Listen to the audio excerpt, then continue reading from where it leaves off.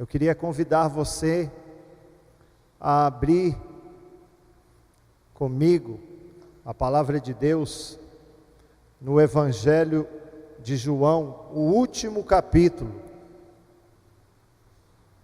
João, capítulo 21.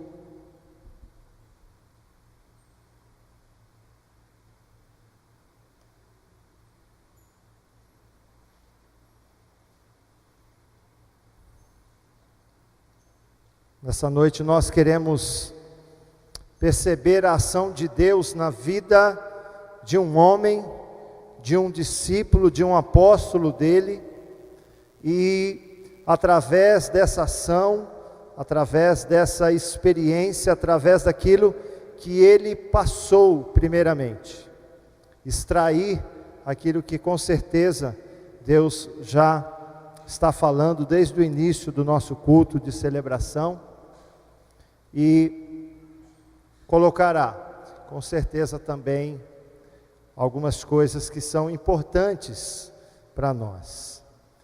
Evangelho de João, capítulo 21, a partir do versículo 15. E depois de terem jantado, disse Jesus a Simão Pedro: Simão, filho de Jonas, ama-me mais do que estes? E ele respondeu: sim, Senhor, tu sabes que te amo. Disse-lhe: apacenta os meus cordeiros. Tornou a dizer-lhe segunda vez: Simão, filho de Jonas, ama-me? Disse-lhe: sim, Senhor, tu sabes que te amo. Disse-lhe: apacenta as minhas ovelhas. Disse-lhe terceira vez: Simão, filho de Jonas, ama-me? Simão entristeceu-se por lhe ter dito terceira vez: ama-me? E disse-lhe: Senhor, tu sabes tudo, tu sabes que eu te amo. Jesus disse-lhe: apacenta as minhas ovelhas. Na verdade te digo que quando eras mais moço, te cingias a ti mesmo e andavas por onde querias. Mas quando já fores velho, estenderás as mãos e outro te cingirá e te levará para onde tu não queiras.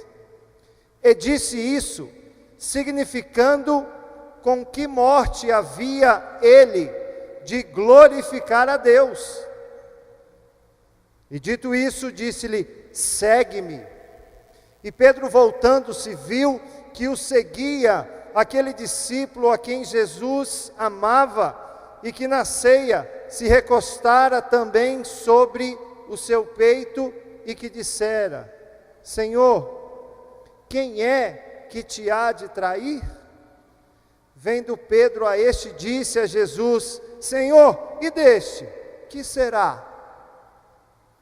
Disse-lhe Jesus: se eu quero que ele fique até que eu venha, que importa a ti? Segue-me tu.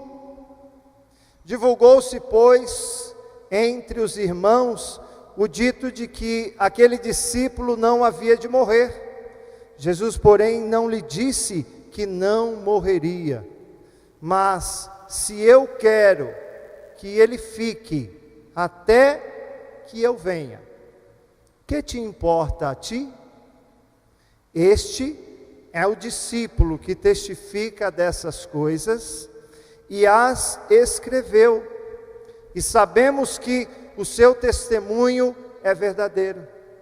Há, porém, ainda muitas outras coisas que Jesus fez, e se cada uma das quais fosse escrita, cuido que nem ainda o mundo todo poderia conter os livros que se escrevessem. Amém. Quero convidar você abaixar a sua cabeça nesse momento. Quero convidar você para que juntos, em unidade, possamos orar neste momento, pedindo discernimento, pedindo entendimento, pedindo que o amado Espírito Santo de Deus possa estar falando a cada um de nós nessa noite. Nosso Deus, nós te agradecemos por esta oportunidade. Nós te agradecemos, Deus, porque a tua palavra diz que o Senhor nos ama. Nós te agradecemos porque ao longo desta semana o Senhor já estava preparando a cada um de nós, a cada coração, a cada vida. O Senhor já estava preparando, ainda que nós não percebêssemos o trabalhar do Senhor, para que este momento que aqui estamos chegasse. E agora, Papai Celestial, diante do Senhor, nós queremos, como a tua palavra nos ensina, pedir: olha para dentro de nós, olha as nossas emoções, olha os nossos sentimentos, olha as nossas vontades, olha aquilo que tem afligido, aquilo que tem ocupado o nosso coração, aquilo que tem nos trazido preocupação. E Senhor, nós pedimos nessa noite um rema do Senhor. Senhor, nós abrimos a tua palavra e queremos pedir que o Senhor nos fale individualmente, coletivamente, em unidade, de uma só fé, um só Espírito, um só Deus, um só Senhor, que é o Salvador e Senhor Jesus. Pai, perdoa os nossos pecados. Pai, nós nos humilhamos nessa noite, não somente nessa noite, mas em todo o tempo de nossa existência, porque a cada novo dia, a tua palavra declara que as tuas misericórdias se renovam a cada manhã, e são elas, as tuas misericórdias, que não permitem que sejamos consumidos. Senhor, perdoa as nossas transgressões, perdoa as nossas iniquidades, perdoa os caminhos que muitas das vezes não deveríamos estar trilhando, mas nós pedimos humildemente: Senhor, perdoa os nossos pecados, purifica-nos de toda a nossa injustiça.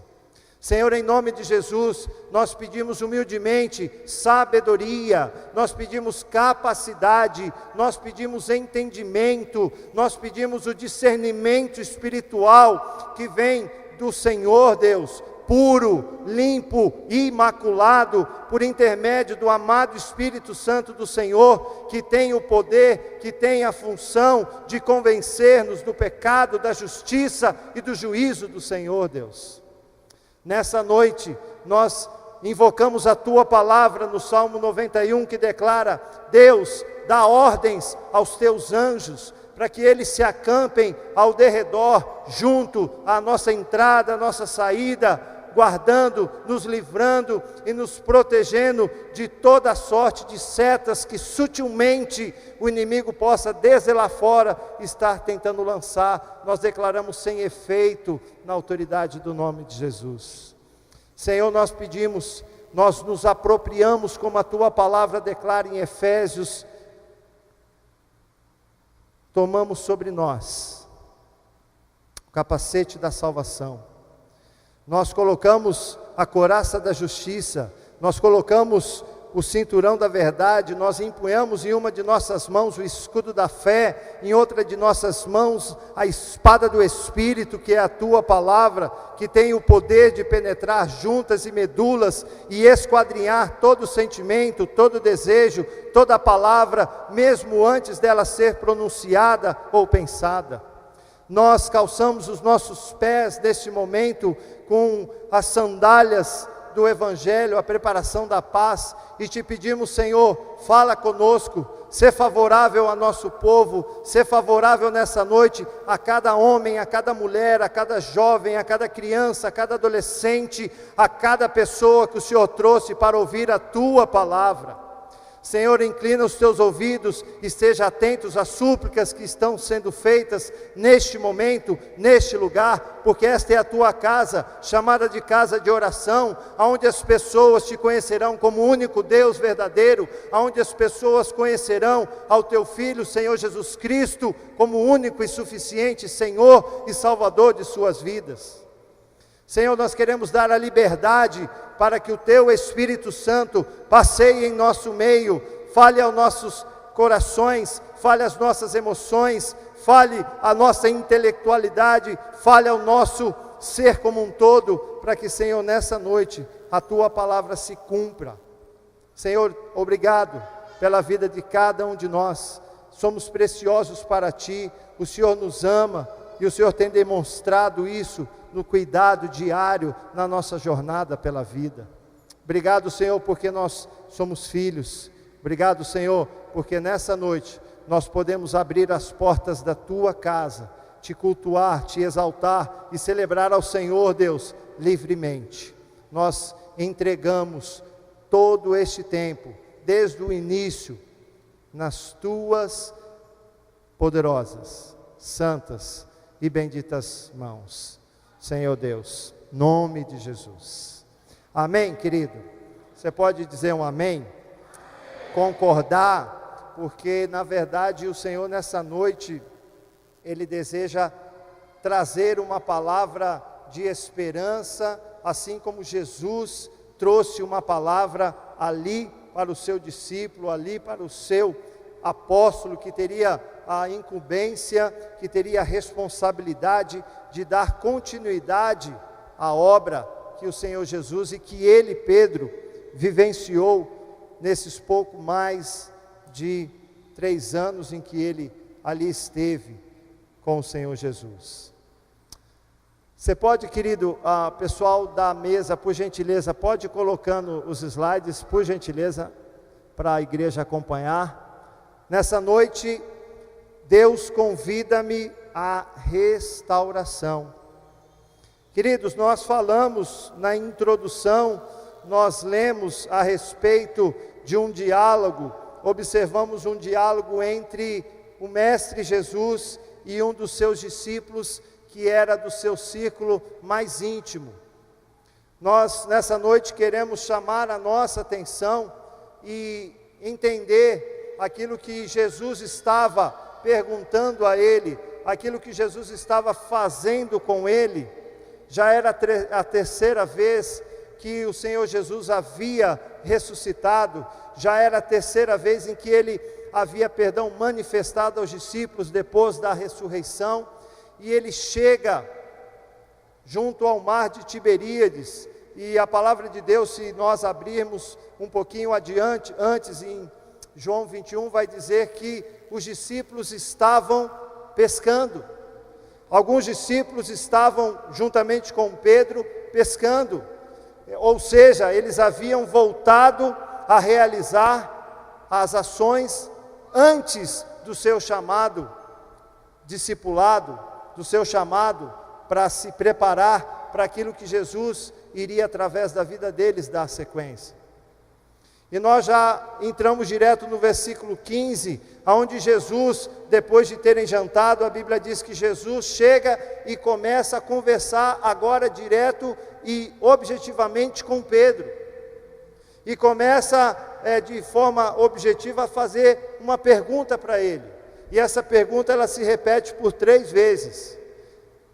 Fala a respeito do amor que ele, Pedro, demonstraria, ou teria, ou desejava demonstrar pelo seu mestre Jesus. Queridos, Pedro é chamado no capítulo 4, versículo 19 de Mateus, Pedro é chamado por Jesus para se tornar um pescador de homens. Pedro era um pescador, Pedro tinha um temperamento difícil, Pedro era uma pessoa extremamente impulsiva, agia muitas das vezes sem pensar, agia muitas das vezes sem medir as consequências, agia muitas das vezes sem pensar o seu ato que poderia, na sequência, produzir como efeito, como ação daquilo que ele fez. E eu quero, paralelo a esse texto, eu quero que você abra, os irmãos vão estar colocando no telão, mas eu quero que você abra e aí fique agora com a sua Bíblia aberta em Lucas, a partir do capítulo 22, versículo 31 ao 34, nós vamos entender o porquê deste momento em que nós abrimos a palavra em João capítulo 21, versículo 15, quando Jesus pergunta a ele: vamos voltar um pouquinho na história cronológica daqueles tempos e entender o porquê que este momento é necessário que Pedro passe. E vamos entender o porquê que neste momento Jesus precisa ter esse diálogo e esse tipo de diálogo com o seu apóstolo, com o seu discípulo, que viveu ao longo dos seus 3 anos e meio aproximadamente na terra. A palavra de Deus em Lucas 22, versículo 31, diz que Pedro é avisado. Jesus disse também o Senhor: Simão, Simão, eis que Satanás vos pediu para vos ir andar como trigo, mas eu roguei por ti, para que a tua fé não desfaleça, e tu, quando te converteres, confirma a teus irmãos. Então Pedro diz: Senhor, eu estou pronto a ir contigo até a prisão e a morte. Mas Jesus disse: digo-te, Pedro, que não cantará hoje o galo, antes que 3 vezes negues que me conheces. Querido, a palavra de Deus tem poder. Pela palavra de Deus nós aprendemos que o mundo foi criado.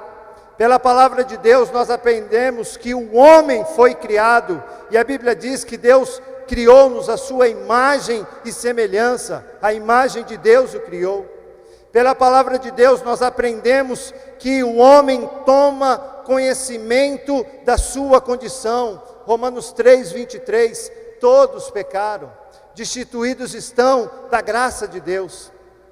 Pela palavra de Deus, o homem toma conhecimento do dom gratuito de Deus, a vida eterna em Cristo Jesus.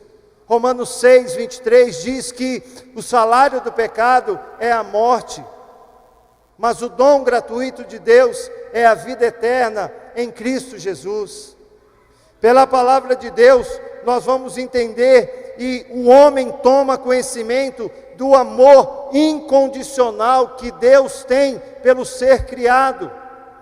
João 3,16 diz que Deus amou o mundo de tal maneira, eu não compreendo, você não compreende, a nossa mente humana limitada e finita, não compreende esse amor extraordinário, mas a Bíblia diz que Deus amou de forma extraordinária, e prova desse amor é que Ele deu gratuitamente, voluntariamente, ao seu único Filho, o Senhor Jesus Cristo, para que todo aquele que nele crê não pereça, mas tenha a vida eterna. Pela palavra de Deus, Deus me ensina que Jesus é o único caminho. Pela palavra de Deus, Jesus me ensina que Jesus é a única verdade, é a única vida verdadeira. João 14:6. Pela palavra de Deus, Deus me ensina que Jesus guarda, que Jesus livra, que Jesus protege todos aqueles que o Pai lhes entrega nas suas mãos. Na oração sacerdotal, no capítulo 17, quando Jesus está ali intercedendo, orando por aqueles que o Pai lhes deu, Ele está dizendo, Ele está repetindo alguma dessas palavras aqui. Ele está dizendo: Pai, guarda eles, eu não rogo pelo mundo, mas eu rogo por aqueles que o Senhor tem me dado, são teus, são meus, protege-os, livra-os. Pela palavra de Deus, eu aprendo que Jesus curou com a palavra o criado do centurião de Cafarnaum. Nós encontramos essa passagem, ou essa ação de Jesus em Mateus capítulo 8, a partir do versículo 8 a 13. Então, querido, a obediência à palavra de Deus demonstra 3 coisas: que eu amo a Deus, que é único, que é verdadeiro. A obediência à palavra de Deus demonstra que eu amo ao amado Espírito Santo de Deus, que é Deus. Pela obediência à palavra de Deus, eu demonstro que eu amo ao Senhor e Salvador único, dado entre os homens, pelo qual importa que sejamos salvos, o Senhor Jesus Cristo. Em João, no capítulo 14, versículo 21, Jesus diz assim: aquele que tem os meus mandamentos e os guarda, esse é o que me ama. E aquele que me ama será amado de meu Pai, e eu o amarei e me manifestarei a ele. Querido, Jesus lança uma palavra a Pedro. Jesus faz uma demonstração a Pedro.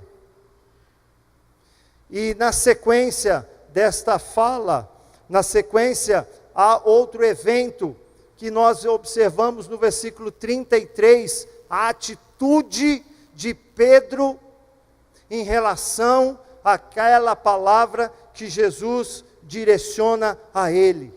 Ele diz: Senhor, eu não sei os meus colegas aqui do discipulado, mas eu estou pronto a ir contigo, até mesmo para a prisão, e se for o caso extremo de morrer. E eu quero perguntar para nós, e me incluir nessa pergunta nessa noite: em que se baseava esta convicção de Pedro?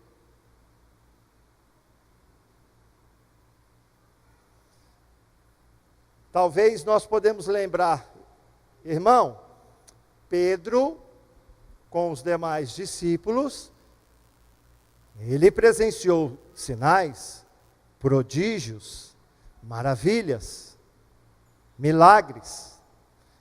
Pedro estava por Jesus levado no Monte da Transfiguração, quando Jesus se transfigurou. E a Bíblia diz que o rosto de Jesus resplandecia como o sol, e as suas vestes se tornaram brancas.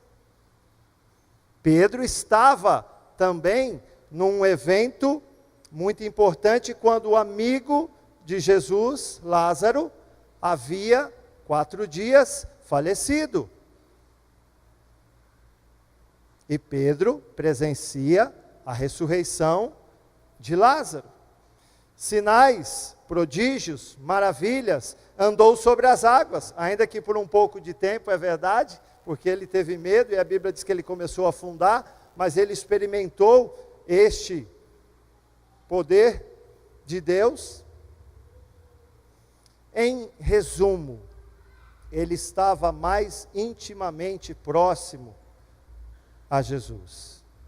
Mas, querido, me permita a redundância: em que se baseava a convicção de Pedro para afirmar: Senhor, eu estou pronto para ir contigo à prisão, e se for o caso, até a morte? Aonde está essa convicção? Aonde está essa confiança? Pedro optou em confiar em si mesmo. Pedro optou em esquecer de tudo aquilo que ele viveu, e eu vou abordar isso um pouquinho mais à frente, mas Pedro tomou algumas atitudes que nós precisamos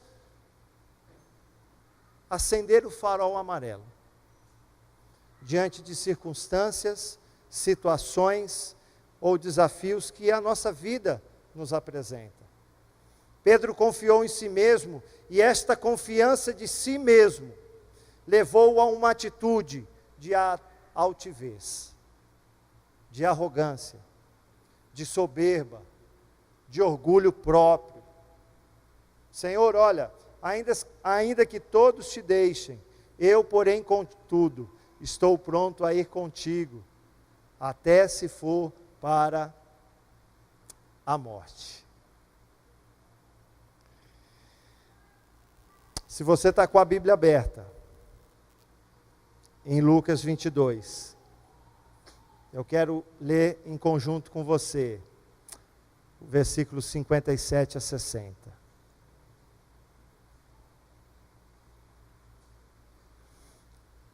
Porém ele negou, dizendo: mulher, não o conheço. Então, prendendo-o, o levaram e o meteram em casa do sumo sacerdote. Está falando a respeito de Jesus lá no versículo 54. E Pedro seguia-o de longe, E havendo-se acendido fogo no meio do pátio, estando todos sentados, assentou-se Pedro entre eles. E como certa criada, vendo estar assentado ao fogo, pusesse os olhos nele e disse: este também estava com ele. Porém ele negou, dizendo: mulher, não o conheço. E um pouco depois, sendo outro, disse: tu és também deles. Mas Pedro disse: homem, não sou. E passada quase uma hora, um outro afirmava, dizendo: também este verdadeiramente estava com ele, pois também é galileu. E Pedro disse: homem, não sei o que dizes. E logo estando ele ainda a falar, cantou o galo. Queridos, 3 estágios da queda de Pedro. No versículo 57, a palavra de Deus aponta que Pedro negou o conhecimento com Jesus. Outro motivo, outra ação direta da sua queda, nós encontramos no versículo 58, porque Pedro nega veementemente que conhece, que tem um relacionamento com Jesus. Outro motivo que leva a ele, Pedro, a esta ação, versículo 59, ele nega a sua identidade com Jesus. Então eu posso, em número, gênero e grau, nessa noite, afirmar com certeza de que a convicção de Pedro estava totalmente errada. O verdadeiro fundamento não está firmado nas experiências vividas. E esta é uma prova clara disto que eu afirmo a cada um de nós nessa noite. Precisamos, aqui um alerta que Deus dá ao nosso coração, não é a quantidade de batalhas que passamos, não é a quantidade de demônios que, instrumentalizados por Deus, expulsamos, não é qualquer outra coisa que tenhamos em parceria realizada e feita com o Senhor, que nos isenta de não cuidar de nós mesmos. Nós conhecemos a história desse homem. Ele, por certo, presenciou, testificou com seus olhos muito mais coisas do que nós nesse tempo. E nós falamos um pouquinho atrás a respeito de algumas dessas coisas, tem muito mais. Mas ele colocou tudo isso no seu crédito pessoal. Ele não levou em conta aquilo que Jesus, para aquele momento, estava falando. Ele ainda precisava aprender de que não é a quantidade de tempo que ele caminhou com Jesus que o isentava de uma queda, se ele não observasse e obedecesse a palavra de Deus. Então, na realidade, as suas ações somente revelaram aquilo que já estava no seu coração. Ele não cai a partir do momento em que ele, nesses 3 estágios, eu não conheço, eu não sei do que você está falando, eu não tenho um relacionamento com esse Jesus. Na realidade, Pedro já estava caído. O seu coração, as suas convicções, a sua firmeza já estava caída. E ele tão somente, diante da circunstância prática, e aquela circunstância era de grande pressão, porque havia uma multidão em volta, uma pressão grande, ele sucumbe, ele cai, ele entrega os pontos. Ele parece que tem uma amnésia, ele esquece de tudo aquilo que não somente ele viveu, mas de todos os ensinamentos que ele presenciou juntamente com os discípulos. Provérbios 28, no versículo 26, a palavra de Deus diz: O que confia no seu próprio coração é insensato, mas o que anda em sabedoria será salvo. Salmo número 66, versículo 18, Deus diz: se eu atender à iniquidade do meu coração, o Senhor não me ouvirá. Querido, Jesus é o verdadeiro fundamento. Só Jesus é o verdadeiro fundamento. Só na pessoa de Jesus. Pedro esqueceu isso. Eu quero que você abra comigo Mateus, capítulo 7, versículo 24. Jesus fala algo para nós nessa noite, que Pedro, com certeza, tinha na essência do seu coração. Jesus está falando a respeito de 2 alicerces.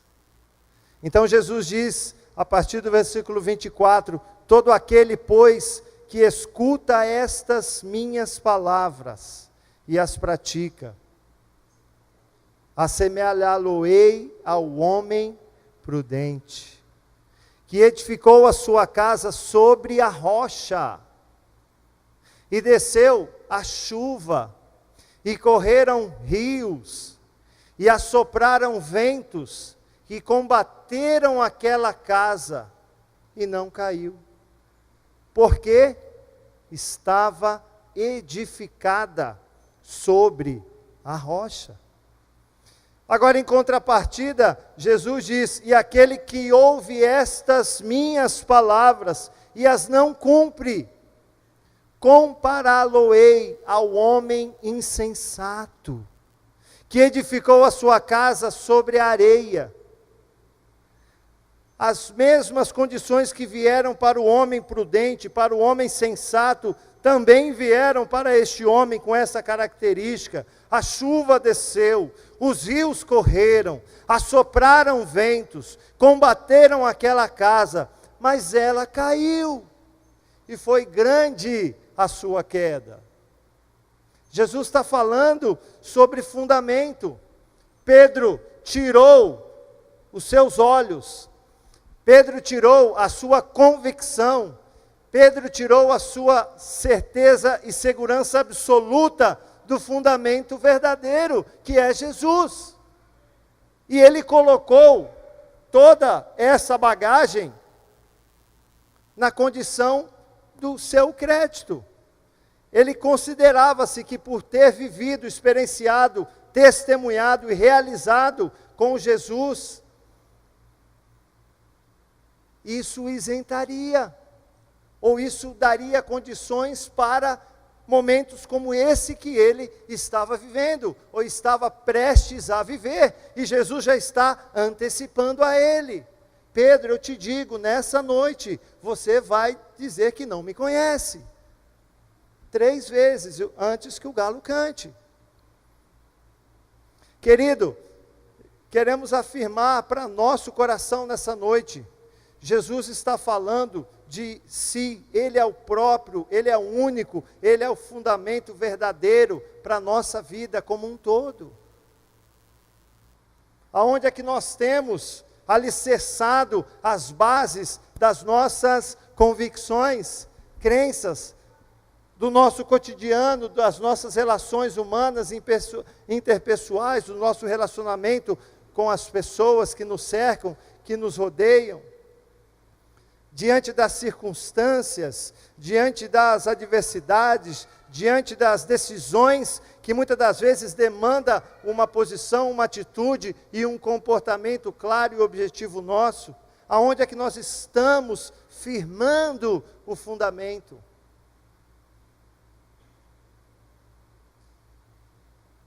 Jesus está dizendo, Pedro, com todo respeito, aqui Jesus não diz isso diretamente a Pedro, mas aqui nós podemos dizer que Pedro está sendo considerado como um homem insensato.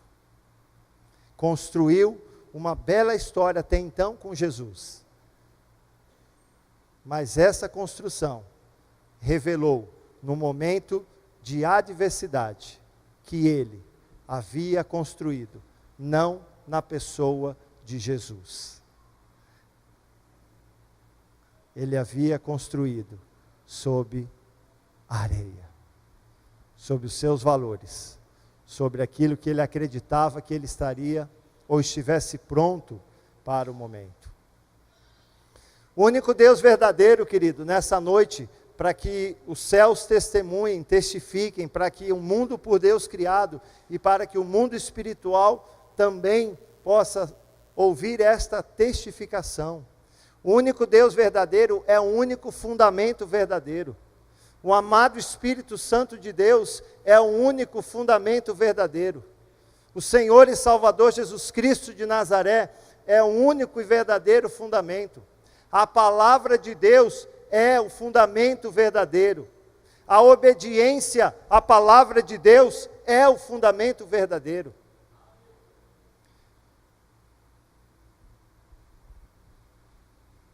Primeiro João 1,9, a palavra de Deus nos ensina que se nós confessarmos os nossos pecados, Deus é fiel e justo para perdoar os nossos pecados e nos purificar de toda a nossa injustiça. Segundo Crônicas, eu quero que você abra comigo. Segundo Crônicas, põe no telão para nós, querido, aí em cima, por gentileza, para que os irmãos possam ter a opção de acompanhar aqui pelo telão esse texto. Segundo Crônicas 7, a partir do versículo 14, olha o que Deus diz: se o meu povo, que se chama pelo meu nome, se humilhar e orar, e buscar a minha face, e se converter dos seus maus caminhos, então eu ouvirei dos céus, e perdoarei os seus pecados, e sararei a sua terra. Agora, diz o Senhor, estarão abertos os meus olhos, e atentos os meus ouvidos à oração deste lugar, porque agora escolhi e santifiquei esta casa, para que o meu nome esteja nela perpetuamente, e nela estarão fixos os meus olhos, e o meu coração, todos os dias.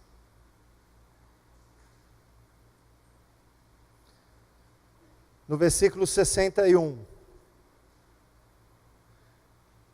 nós temos a informação de que, logo após a última negativa de Pedro, Jesus vira-se e olha para Pedro.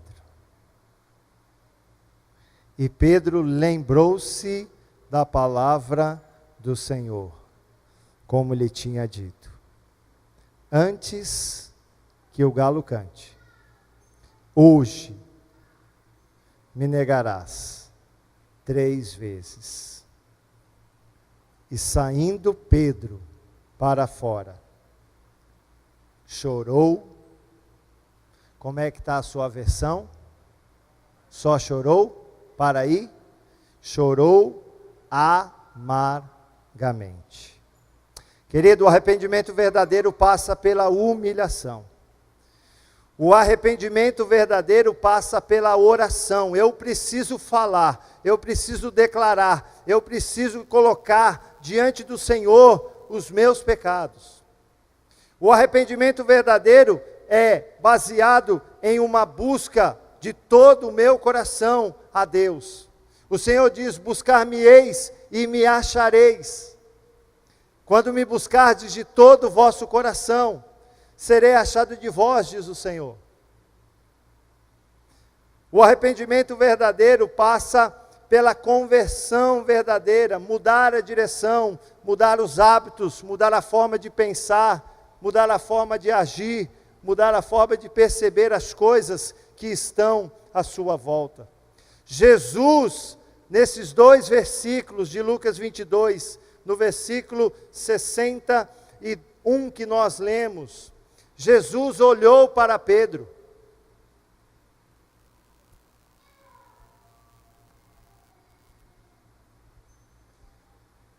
Jesus confrontou com o seu olhar o pecado de Pedro.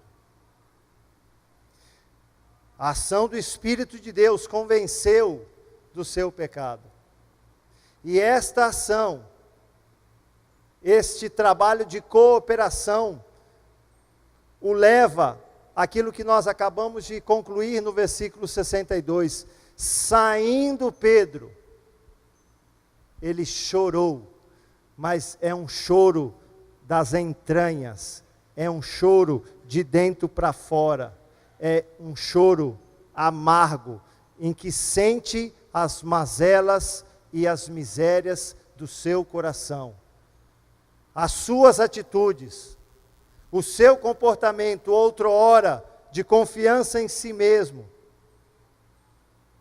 o levou para um campo que consequentemente trouxe a ele a queda. Mas nesse momento, consigo mesmo, ele está admitindo que ele havia realmente se esquecido de tudo aquilo que ele ouviu, que ele viveu e que ele aprendeu com Jesus. A palavra de Deus diz que antes mesmo de palavras virem à nossa mente, palavras à nossa boca ou pensamentos à nossa mente, a palavra de Deus diz que Deus sabe todas as coisas. Jesus olhou, a Bíblia diz, Jesus olhou para Pedro, e este olhar foi no fundo da sua alma. Só Jesus pode olhar no fundo da nossa alma, só Jesus pode verificar aquilo que não está na nossa superfície, que eu não percebo, que muitas das vezes nós não percebemos nas nossas relações, mas o olhar de Jesus, ele penetra o mais íntimo do nosso ser. Pedro recebeu este olhar, Pedro recebeu este confronto, e graças a Deus, porque nessa noite nós estamos lendo a história de um homem que se arrependeu, não é verdade? Poderíamos estar lendo talvez a história de que mesmo com todos esses aspectos e esse amor de Jesus, ele tivesse voluntariamente continuado seguir a característica do seu coração, né? Mas graças a Deus, porque ele então se rende. E aí, como eu disse para nós, no comecinho, Pedro vem e recebe já do Senhor esse diálogo. Você pode pensar comigo um pouquinho agora, fazendo um caminho bem objetivo e prático. Era a última ceia. O Senhor diz, olha, pegou Pedro e João e diz, olha, vai a uma pessoa, você vai encontrar uma pessoa, e você vai dizer a esta pessoa que o mestre deseja fazer a ceia com seus discípulos nesse lugar. Então, a última ceia de Jesus aqui, sobre esta terra, então Jesus reunido com seus discípulos, ele vai conversar, ele está dando algumas orientações, e dentro dessas está esse texto inserido. Esse texto não está apenas em Lucas, ele é registrado em Mateus, ele é registrado em Marcos também, você conhece isso melhor do que eu. Então, Jesus dirige uma palavra a Pedro. Então, nós caminhamos junto na atitude que ele teve. Então, nós caminhamos juntos na consequente ação prática da sua atitude. Então, nós caminhamos junto, entendendo, há poucos instantes atrás, de qual foi, diante dessa atitude, a sua ação em resposta ao olhar de Jesus. Só que tem um detalhe. logo na sequência de todo esse processo, o Senhor vai para a cruz. E eu posso não forçar o texto, mas eu posso pensar que Pedro desejou ardentemente ter essa conversa com o Senhor. Senhor, eu me arrependi desse ato. Você me permite fazer uma pergunta sem você respondê-la, mas pensar?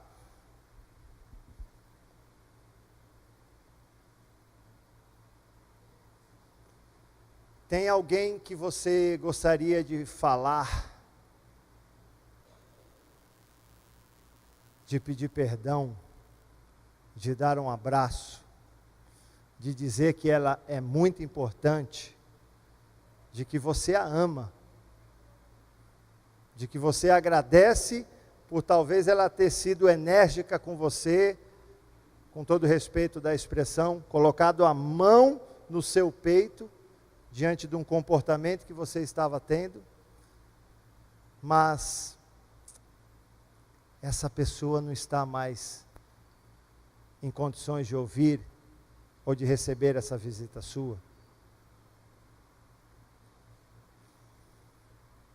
Eu quero pensar que é mais ou menos esse sentimento que talvez você está aí no seu coração, que foi o mesmo sentimento de Pedro. O Senhor morreu.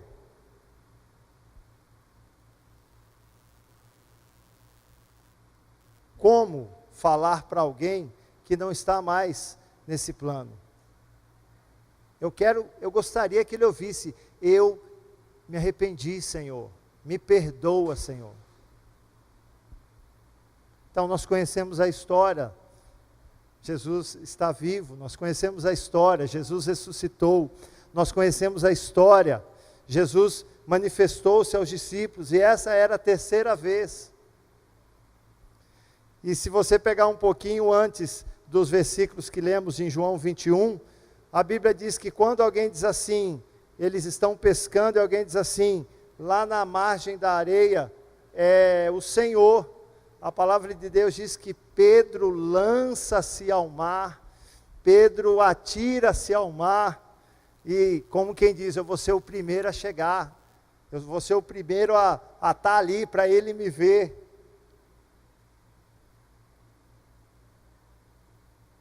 Eu posso pensar também que talvez passava dentro dele um misto, uma luta em dizer, agora se prepara Pedro, que agora você vai ouvir. Mas irmãos, interessante que parece que cria uma atmosfera de ansiedade, porque Jesus prepara uns peixinhos, põe uma brasinha ali, chama o pessoal, vem comer, vamos lá, e eu posso imaginar, pelo próprio temperamento de Pedro, e aí, que hora que vai ser, que hora que a puxada de orelha chega, que hora que, de repente, meu Deus, como é que vai ser o negócio agora, e aí, não acontece. Eu posso imaginar que a ansiedade de Pedro também aumenta na mesma proporção, até que depois da janta. Então o Senhor diz assim, Pedro, deixa ter um dedinho de prosa, não é assim que o mineiro fala? Um dedinho de prosa com você, agora é com você, agora vai, eu posso imaginar Pedro dizendo, agora segura, hã? E aí Jesus diz assim, Pedro, você me ama?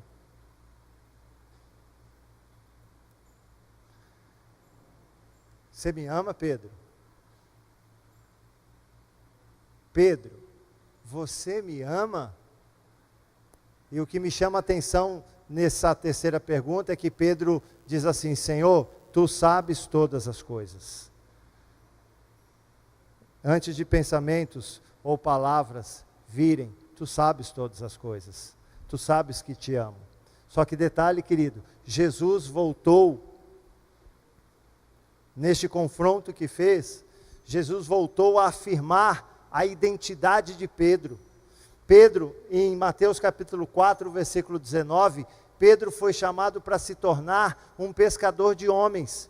O que é que Pedro está fazendo de volta na sua função secular?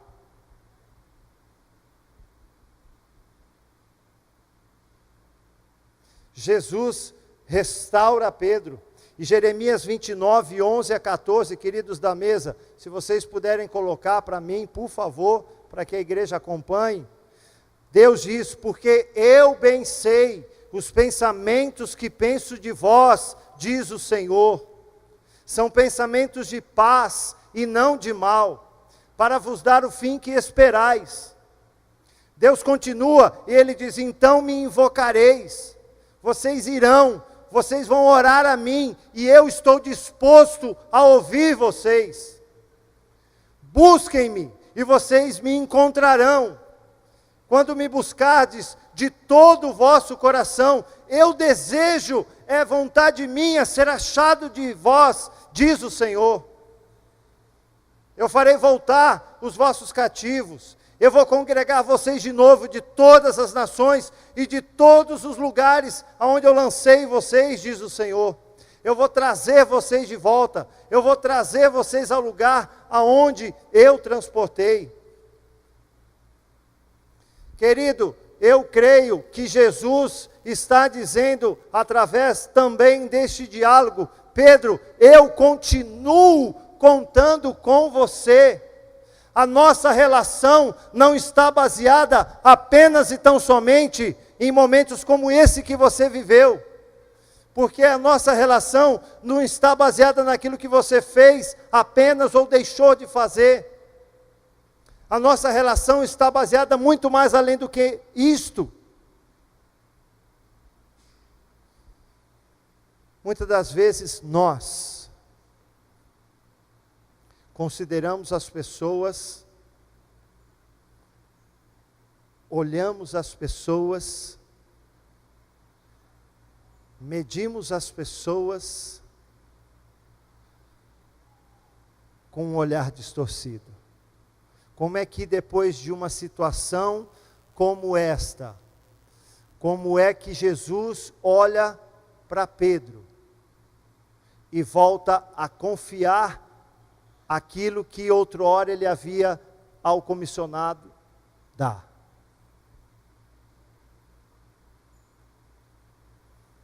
Jesus restaura não só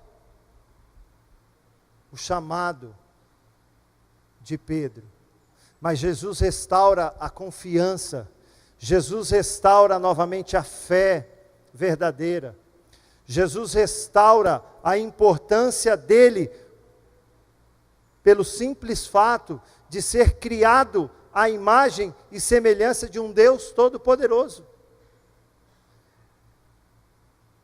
A Bíblia diz que eu e você, quando Deus está criando todas as coisas, Gênesis 1, versículo 26 e 27, Deus está criando, Ele está vendo e é bom, cria o céu e é bom, cria a terra e é bom, cria os animais e é bom, cria os animais da água e é bom, mas a Bíblia diz que quando Deus cria o homem e a mulher, a imagem e semelhança de Deus o criou, a Bíblia diz que Deus olha e Ele diz: é muito bom.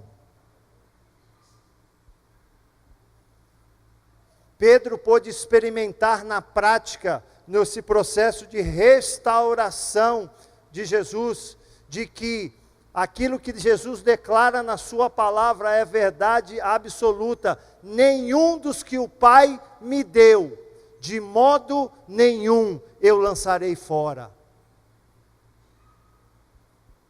Queridos, agora eu quero fazer essa aplicação para nós. O Senhor deu cada um de nós para Jesus cuidar, e Ele não está disposto a lançar ninguém fora. Irmão, você não conhece a minha história. Irmão, você não conhece os caminhos pelos quais já andei, e eu posso também, em contrapartida, dizer, e nem você sabe o que eu já fiz na vida.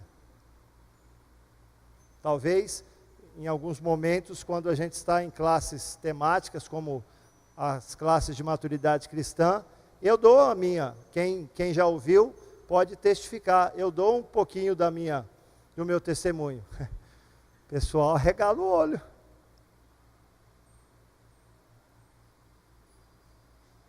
Quem era Pedro? Uma pessoa intempestiva, explosiva, fazia as coisas sem pensar, agora nega Jesus. Eita, esse aí pode jogar na pilha dos inúteis, não serve para mais nada. Mas todo o processo que eu passei com você, que nós passamos de forma didática, item por item, para chegar até esse momento, em dizer que não importa a condição que eu entrei nesta noite. Se você prestou atenção na primeira chamada, no slide primeiro, Deus convida-me à restauração. Queridos, Deus convida a uma restauração. Restauração do seu caráter, restauração das suas emoções, restauração da sua convicção de que um dia entregou a sua vida a Jesus, restauração dos seus planos, restauração dos seus projetos, restauração do seu valor. Muitas das vezes nós estamos e ficamos presos, preocupados o que as pessoas pensam a nosso respeito e esquecemos de que há um Deus que é único, que é verdadeiro e que diz que nos ama incondicionalmente. E este amor, as características, as qualidades desse amor de Deus por nós, suas não somente criaturas, mas filhos e filhas em Cristo Jesus, encontramos em 1 Coríntios 13. O amor tudo sofre, tudo crê, tudo espera, tudo suporta. O amor não se alegra com a injustiça, mas se regozija com a verdade. Nós somos filhos, nós somos filhas. E Deus nessa noite, se você entrou na casa do Senhor, precisando de algo, de uma restauração, seja nas suas emoções, seja nas suas volições, na sua vontade, Jesus pode fazer isso nessa noite. Jesus restaura não só a Pedro, ele passa pelo processo que é bíblico, ele passa pelo processo de arrependimento, mas aquilo que ele não poderia fazer, ele se submete voluntariamente, ele permite, como aquela visão em Jeremias 18, quando Deus diz para o seu profeta, desce à casa do oleiro e observa o que está sendo feito. E Jeremias está olhando o artesão, ele está entre as suas mãos, as suas pernas, ele está moldando um vaso, e ele observa que de repente esse vaso se quebra. Então o Senhor pergunta ao seu profeta, acaso eu não posso fazer de vós como fez este artesão? Pedro restaurou a sua identidade, Pedro restaurou o seu relacionamento com Jesus, Pedro restaurou a sua disposição em continuar caminhando. Não pare, em nome de Jesus, querido. Ainda nós temos muito o que fazer. Deus ainda conta com cada um de nós. No exército do Senhor não há por que pensarmos diferente. 1 Coríntios 12, a partir do versículo 12, a palavra de Deus diz que nós somos considerados como corpo, do qual o cabeça está bem definido. Este cabeça é Jesus Cristo de Nazaré, aquele que vive, que reina pelos séculos dos séculos. Mas a Bíblia diz que talvez eu seja a mão e você pé, ou talvez eu seja o dedinho do pé e você o olho, e você o braço. Mas todos nós somos importantes. Pedro era importante para Jesus. Jesus foi ao encontro de Pedro. Jesus confrontou a Pedro, porque Jesus sabe o que espera de cada um de nós, assim como de Pedro.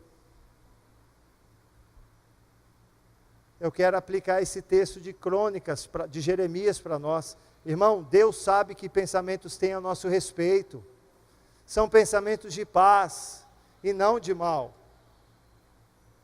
Se você ainda não fez mais a nível profundo um estudo específico deste momento histórico registrado na palavra de Deus, Pedro, instrumentalizado pela ação do Espírito Santo de Deus, ele escreve as cartas que levam o seu próprio nome lá na frente, 1 Pedro, 2 Pedro, observa nas suas escritas o caráter dele mudado, observa nas suas escritas o temperamento dele mudado, observa nas suas escritas a visão de reino de Deus restaurada na vida de Pedro. Pedro, num único discurso, Atos 2:41, quase 3.000 almas de um único discurso vêm aos pés de Jesus. Pedro teve o seu comportamento transformado por Jesus. Pedro teve o seu temperamento transformado por Jesus. Pedro tem as suas atitudes em favor do reino de Deus agora alinhadas com aquilo que ele quer. Pedro torna-se uma das colunas da igreja de Cristo, da igreja primitiva. Ministério de louvor. Eu quero convidar você a fechar os teus olhos.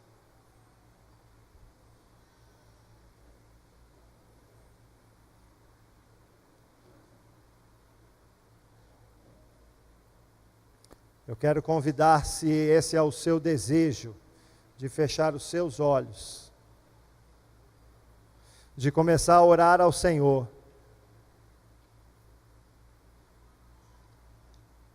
Eu quero convidar você a uma ação concreta em direção a Jesus. Jesus está nesse lugar. O Espírito Santo de Deus está nesse lugar. O nosso Deus, que é único, que é verdadeiro, está nesse lugar. Então você tem a liberdade, querido, para falar com o Papai do Céu, aquele que te criou, aquele que te formou, aquele que te ama, aquele que, se é esta condição que você se encontra,